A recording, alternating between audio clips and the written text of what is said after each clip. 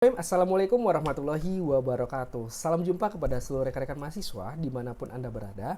Baik, pada pertemuan hari ini kita akan bahas mengenai tentang urgensi akad dan kontrak di dalam Islam. Sebagaimana kita ketahui bahwa akad dan kontrak merupakan langkah awal dalam penerapan PSAK syariah maupun akuntansi syariah di Indonesia. Dan adapun skenario pembelajaran kita pada pertemuan hari ini yakni adalah pertama pendahuluan, yang kedua adalah pemaparan materi, yang ketiga adalah diskusi kelompok, yang keempat adalah praktek, dan yang kelima adalah penutupan. Dan adapun capaian pembelajaran kita setelah mempelajari dari materi ini, yang pertama mahasiswa mampu mengetahui dari makna akad itu sendiri, dan mahasiswa mampu mengetahui rukun dan syarat akad, dan yang ketiga adalah mahasiswa mampu mengetahui dari jenis akad maliyah, terakhir mahasiswa mampu menerapkan dari dalam akad Islam. Nah, sebenarnya apakah yang dimaksud dengan akad dalam fikih Islam? Akad dalam fikih Islam sendiri secara bahasa itu artinya adalah al-aqid, atau dari kata jamaknya al-uqud, yang artinya adalah ikatan atau perserikatan antara kedua pihak.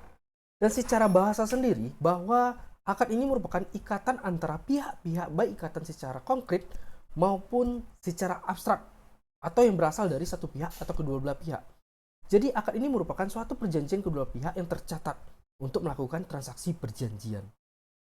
Nah, sebenarnya akad ini berasal dari mana? Akad ini berasal dari sumber hukum Islam, yakni dinul Islam. Bagaimana dengan konsep dinul Islam ini? Itu melahirkan sebuah yang berasal dari pedoman kitab suci Al-Quran, yakni adalah syariah atau aturan-aturan yang bersumber dari agama Islam yang berasal dari kitab suci, yang berkaitan dengan ubudiyah dan non-ubudiyah. Yang ubudiyah adalah akidah, dan non-ubudiyah itu adalah amaliyah. Dan pengaturan kedua ini adalah akhlak. Bagaimana maksud tersebut adalah akidah yang ubudiyah ini mengatur tentang tauhid kita, keyakinan kita terhadap Allah Subhanahu wa taala. Sedangkan amaliyah itu hubungan kita sesama manusia, itu muamalah. Sedangkan akhlak itu mengatur tentang keduanya, yakni adalah hablum minallah, hablum minannas, dan hablum minal aqlam. Hablum minallah itu pengaturan bagaimana kita hubungan kita dengan Allah Subhanahu wa taala. Hablum minannas bagaimana kita hubungan kita sesama manusia. Hablum minal aqlam itulah bagaimana kita memelihara lingkungan sekitar. Sebagaimana fokus kita berfokus kepada muamalah, bagaimana kita konsep ekonomi, bahwa itu ada aturan-aturan yang berlahirkan nama fikih atau hukum Islam sendiri yang mengatur tentang ibadah, muamalah, munakahah, dan jinayah. Sedangkan ibadah ini mengertai tentang hukum-hukum ibadah. Sedangkan muamalah itu pengaturan tentang hubungan kita sesama manusia. Munakahat itu mengatur tentang hukum-hukum pernikahan. Sedangkan jinayah itu mengatur tentang hukum pidana Islam. Nah, sekarang kita terfokus kemana? Kita terfokus ke fikih muamalah, yakni fikih tentang kontemporer ekonomi, yakni adalah adanya transaksi dan adanya sebuah akad. Jadi sumber hukum dari akad ini berasal dari dinul Islam yang bersumber dari Al-Quran dan Sunnah. Dari akad ini yang berkaitan tentang perjanjian, perserikatan, atau perjanjian kedua pihak yang saling berserikat untuk melaksanakan sebuah transaksi atau kaitannya dengan perjanjian transaksi jual beli maupun kerja sama. Nah, bagaimana dasar hukum Islam itu sendiri? Dasar hukum Islam adalah ibadah, yakni adalah segala sesuatu dilarang dikerjakan kecuali ada petunjuk dalam Al-Quran atau Sunnah. Maksud dari sini adalah kita tidak boleh melakukan segala aktivitas yang berkaitan dengan ibadah tanpa ada dalil yang menganjurkannya. Berbeda hal dengan hukum dasar muamalah. Hukum dasar muamalah adalah segala sesuatu boleh dilakukan kecuali ada Al-Quran dan Sunnah melarangnya. Maksud dari sini adalah kita lakukanlah aktivitas di dunia ini, apapun itu. Tapi ada dalil yang melarangkannya, maka berhentilah. Maka diharamkan untuk melaksanakan. Itu makanya hukum dasar asal ibadah dan hukum asal muamalah itu berbeda. Kenapa demikian? Hukum asal muamalah ini itu fleksibel. Sesuatu yang berbau dengan akan merusak diri sendiri, akan merusak orang lain, akan ada dalil yang untuk mengharamkannya. Jadi Islam ini sudah mengatur secara konkret tentang perekonomian atau berkaitan dengan akuntansi syariah nanti. Dan di sini kita lihat dari rukun akad. Bagaimana dengan rukun-rukun akad itu sendiri? Yang pertama adalah akidan. Akidan ini adalah itu orang yang berakad. Yang kedua adalah maqud alaih, objek akad itu sendiri. Yang ketiga adalah sihat akad, yakni adalah orang yang berakad tadi itu mengucapkan ijab dan kabul. Ijab ini merupakan ucapan yang akan melaksanakan perjanjian. Sedangkan kabul adalah balasan dari ucapan tersebut. Jadi untuk syarat sahnya akad itu sendiri adanya rukun akad. Kalau rukun akad ini tidak terpenuhi, maka akad itu tidak sah atau tidak berjalan. Untuk memenuhi rukun akad ada namanya syarat rukun. Apa itu syarat rukun? Adalah pertama dari akad sendiri atau orang yang berakad harus berakal. Yang kedua adalah harus balik atau cukup usia. Yang ketiga adalah harus mengerti tentang konsekuensi akad yang akan kita laksanakan. Yang keempat adalah niat. Niat ini adalah tergantung menurut jumhur ulama sebagian, tetapi ada juga yang tidak memerlukan niat. Yang kedua adalah maqud alaih atau objek yang kita akadkan. Yang pertama harus objek itu halal. Yang kedua jelas jenisnya. Yang ketiga adalah jumlahnya. Yang keempat adalah waktu untuk penyerahannya. Yang keempat adalah barang atau objek yang diakadkan itu adalah berharga. Yang terakhir dapat diserah terimakan. Dan bagaimana dengan rukun syarat dari rukun akad? Yang terakhir adalah ijab dan kabul atau sikhot. Yakni adalah ucapannya harus jelas. Yang kedua adanya ijab dan kabul itu bersesuaian. Antara ucapan dan balasan itu harus sesuai perkataannya. Dan ijab dan kabul bersambung. Tidak boleh terjeda. Apabila si akid menyatakan bahwa contohnya adalah saya menjual barang ini dengan harga 50.000. Maka dijawab dengan kabul. Saya beli barang tersebut dengan harga 50.000. Maka ada kesinambungan. Maka tidak ada jeda di dalam tersebut. Maka misalkan sekarang mengucapkan ijab harus dijawab secepatnya. Itu maka dinamakan rukun akad itu sah dilaksanakan. Maka syarat dari akad itu sah untuk dilaksanakan adalah memenuhi syarat dan rukun. Baik, kita lanjutkan mengenai tentang jenis-jenis akad muamalah maliyah. Nah, ini yang perlu kita pahami terlebih dahulu mengenai tentang jenis-jenis akad ini.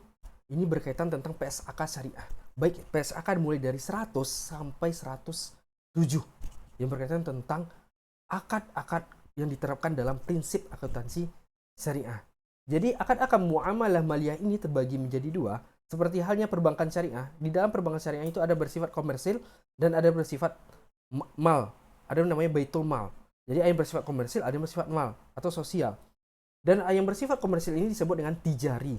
Dan yang bersifat tabaruk itu adalah tolong menolong.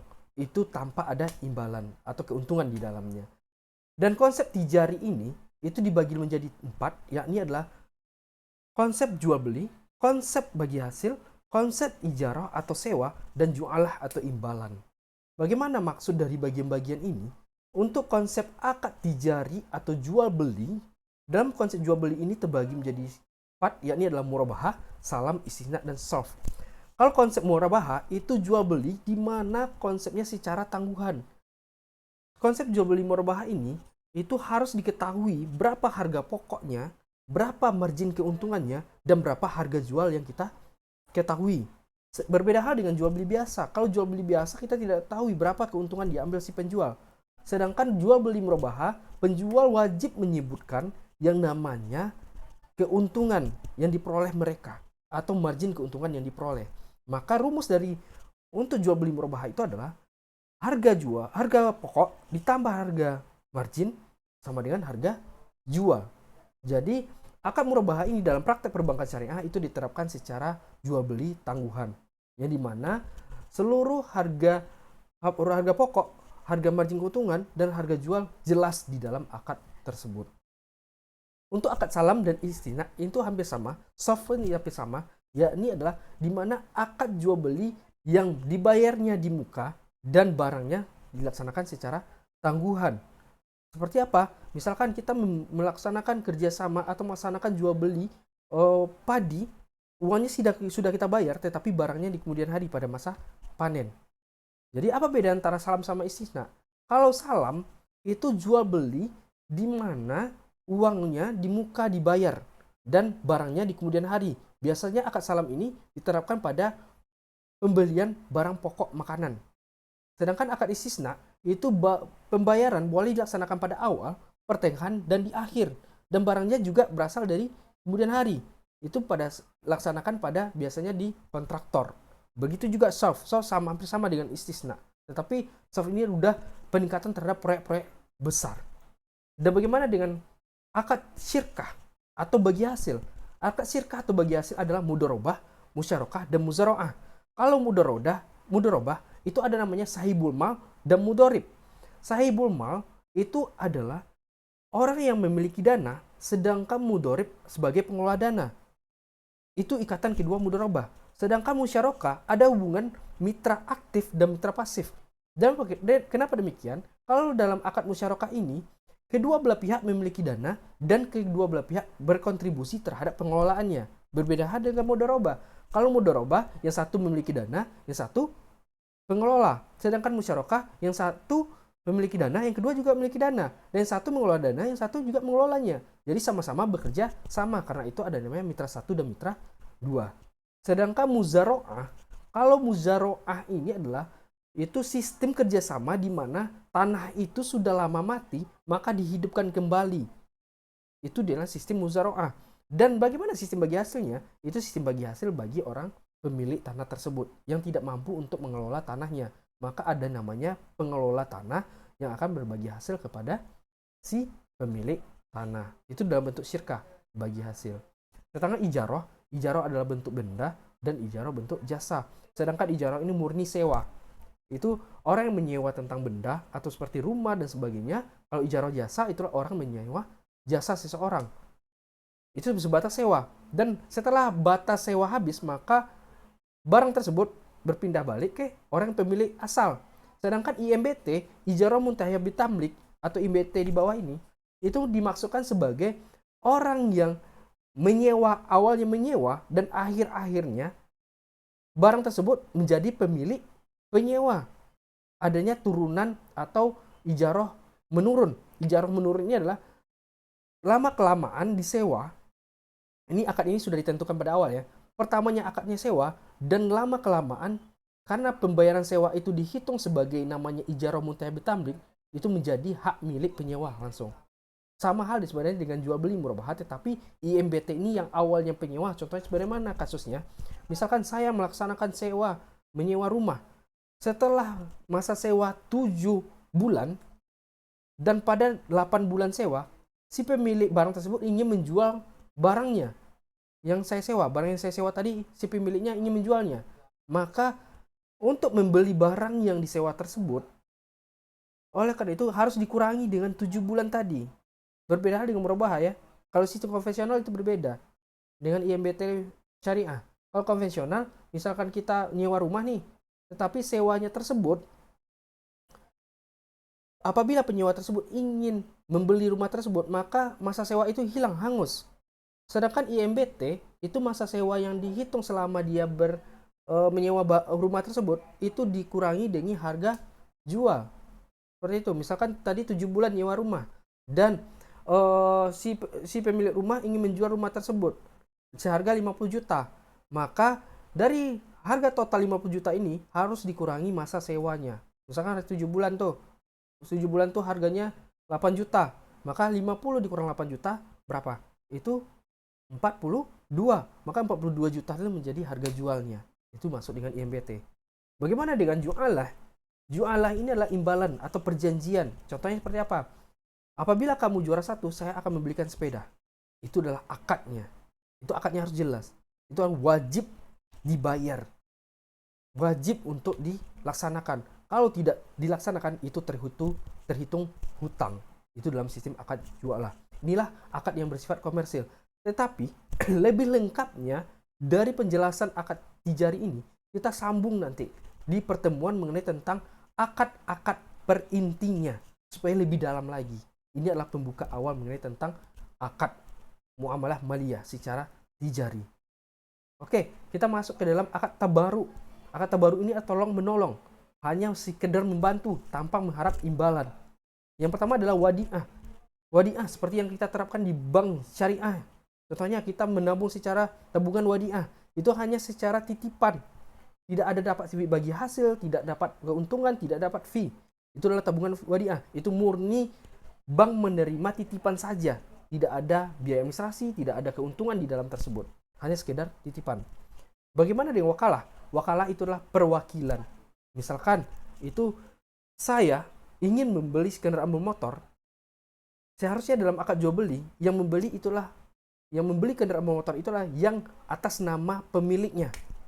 Tetapi dalam akad wakalah ini ada namanya akad perwakilan. Jadi karena ada konsekuensi, ada yang namanya flexibility, bahwa akad wakalah ini boleh diwakilkan kepada orang lain asalkan ada perjanjian tertulis atau akad yang tertulis. Bagaimana dengan kafalah? Kafalah inilah jaminan.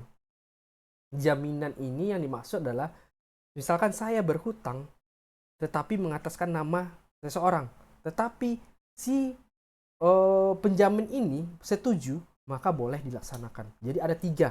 Yang pertama adalah 2 orang yang melaksanakan kontrak, yang satu adalah penjamin. Itu dalam kafalah.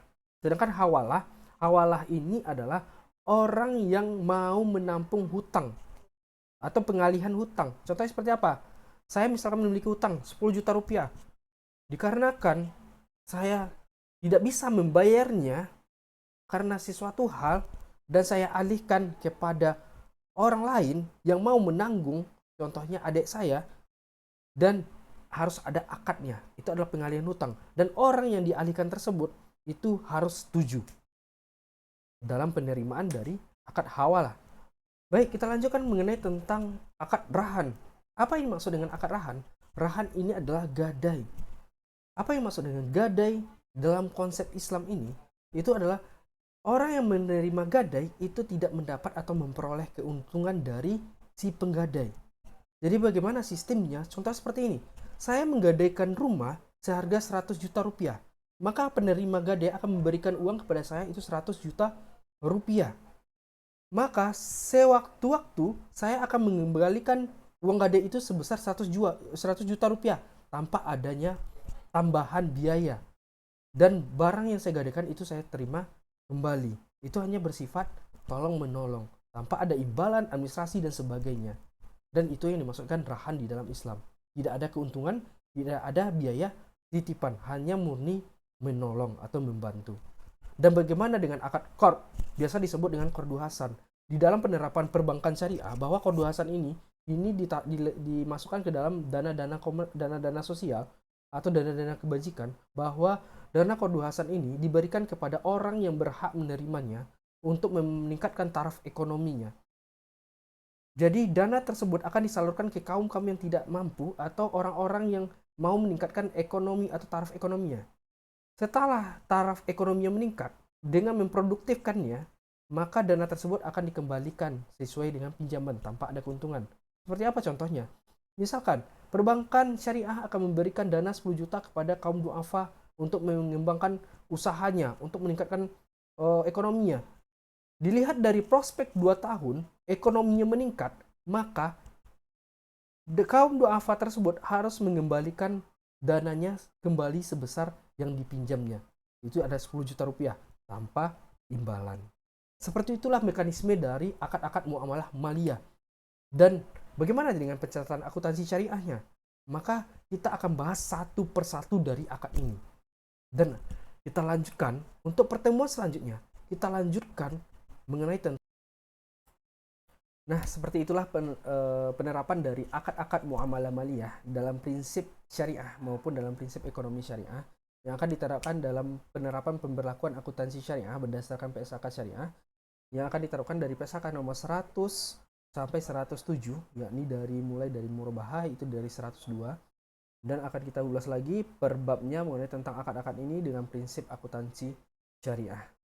Baik, saya ucapkan terima kasih kepada seluruh rekan-rekan mahasiswa atas partisipasinya. Saya mohon maaf apabila salah kata dan salah penyampaian dari pembelajaran kali hari ini.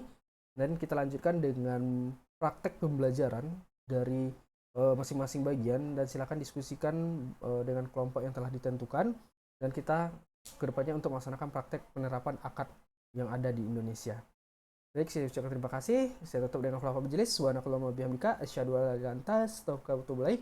Assalamualaikum warahmatullahi wabarakatuh.